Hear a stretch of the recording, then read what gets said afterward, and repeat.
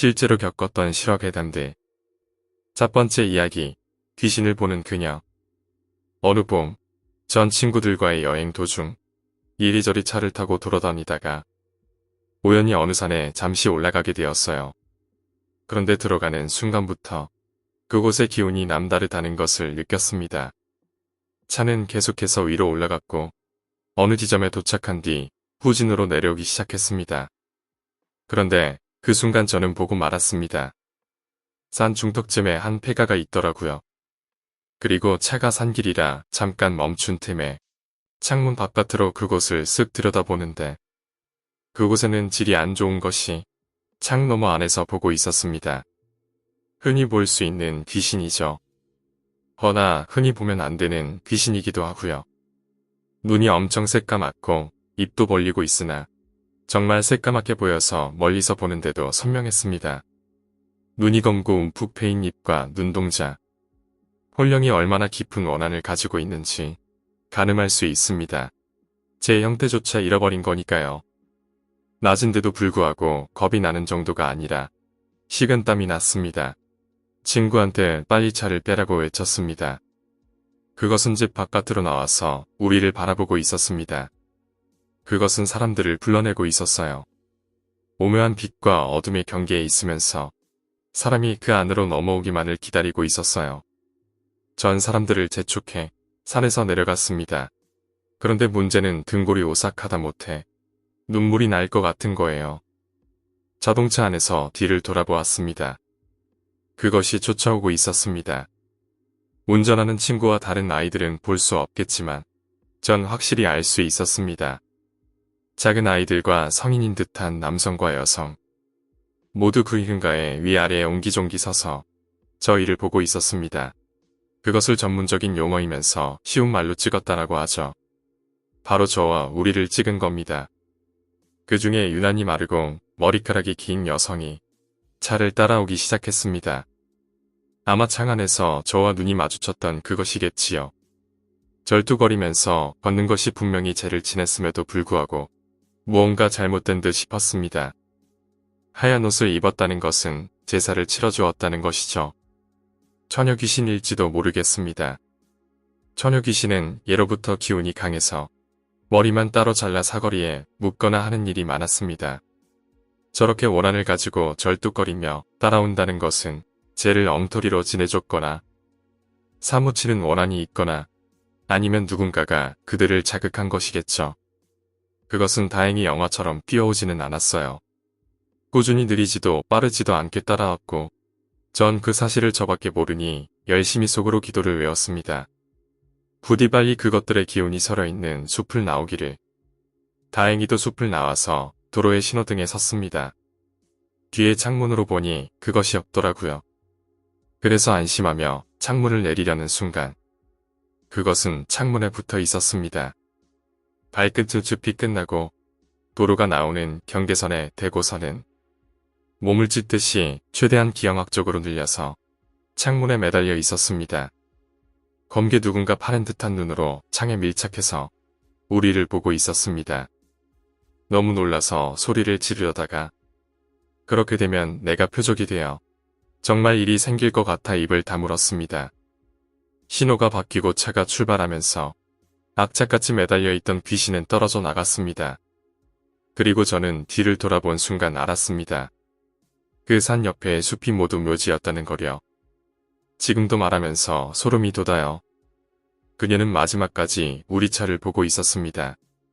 그 산에서 나올 수는 없는 것 같았지만 누군가 아무도 돌봐주지 않는 것 같았어요. 전 그날 이후 약간의 후유증이 있었지만 그래도 시간이 지나니 괜찮아지더군요.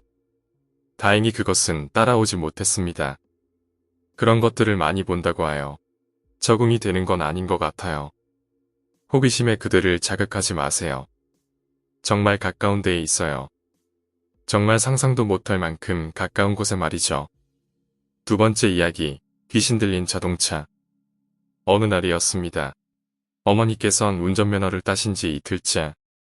자동차를 한 대 살까 고민 중이었는데 마침 지인 중 한 분께서 타지 않는 자동차를 주시겠다고 했습니다. 아는 사람이 가져온 자동차는 흰색 중고 소나타였습니다. 아주 깨끗하게 썼죠. 중고이긴 하지만 몇 년은 더 탈 수 있답니다. 사실 원래 주인이 내 친척인데 조금 사연이 있어서 저한테 줬었죠. 하지만 저한테 이미 차가 있어서 드리는 거랍니다. 그리고 그날 저녁, 평소에 성미도 급했던 어머니께선 차를 타보고 싶어서 견딜 수가 없었습니다. 하지만 혼자 타고 가는 건 싫었기에 옆집 사시는 아주머니와 함께 드라이브를 하셨다고 합니다. 어머니께서 아직 운전에 서투르셨기에 사람이 한산한 도로를 골라 드라이브를 하고 계셨는데 날이 저물어 점점 어두워지자 차를 유턴시켜 집으로 돌아오고 계셨을 때였습니다. 어머니께서 창문을 열기 위해 버튼을 눌렀는데 창문이 열리지 않았습니다. 몇 번이고 눌러보았지만 창문은 열리지 않았고 무언가 이상하다고 느껴 브레이크를 밟았는데 브레이크조차 들지 않았습니다. 당황한 어머니께선 옆집 아주머니에게 차가 이상하다는 말을 하기 위해 조수석으로 고개를 돌렸는데 정말 놀랍게도 조수석엔 아무도 없었습니다. 창문을 열기 전까진 계셨는데 말입니다. 구석으로 고개를 돌렸는데 옆집 아주머니는커녕 조수석에는 아무것도 없었습니다. 창문을 열려 하기 전까지만 해도 이야기를 나누었는데 말입니다. 어머니께서 차에서 빨리 내려야겠다는 생각이 들어 브레이크를 밟았지만 여전히 브레이크는 들지 않았고 당황한 채로 계속 운전을 하고 있는데 조수석에서 왠지 모를 시선이 느껴지셨답니다. 그리고 어머니께서 조수석을 보셨을 때 피투성이의 여자가 자신을 무표정으로 바라보고 있는 것이었습니다. 어머니께선 너무 무서워서 옆자리를 보려고 하지도 않은 채 앞만 보고 운전을 계속하셨고 몇 분이 지났을까 옆으로 슬그머니 바라보니 조수석엔 아무도 없었습니다. 그리하여 어머니께선 마음을 가다듬고 옆집 아주머니를 찾아서 빨리 돌아가야겠다는 생각만 하고 계셨는데 갑자기 쾅쾅거리는 소리가 들렸다고 합니다. 어머니께선 소리 나는 곳을 바라보셨는데 당시 어머니께선 정말 소리도 지를 수 없는 공포를 느끼셨다고 합니다. 왜냐하면 조수석 밖의 창문으로 피투성이의 손바닥이 창문을 두들기고 있었기 때문입니다.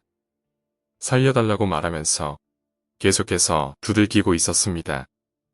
그 여자의 목소리는 점점 격해졌고 두들기는 소리도 커지고 점점 빨라졌다고 합니다.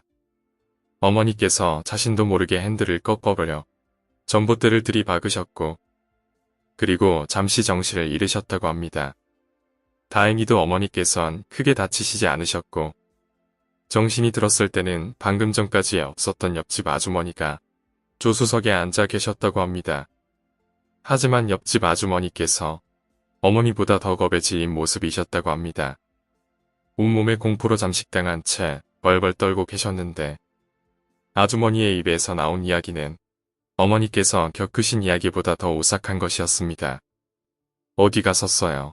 계속 거기 있었던 거예요. 분명히 거기 있었어요. 당신은 온데간데 없이 운전대가 움직이고 브레이크와 창문을 여는 손잡이만 미친 듯이 움직였어요. 그리고 피트성이의 여자가 창문 밖에서 나를 보고 살려달라고 했어요. 어머니께서 아주머니께서 사라진 것과 귀신을 체험했다면 아주머니는 어머니께서 사라지고 귀신을 체험한 것이죠. 결국 어머니는 그 차를 폐기하셨습니다. 오늘 이야기는 여기까지입니다. 오늘 이야기가 재미있으셨다면 구독과 좋아요, 댓글 부탁드립니다. 댓글은 저에게 큰 힘이 됩니다. 감사합니다.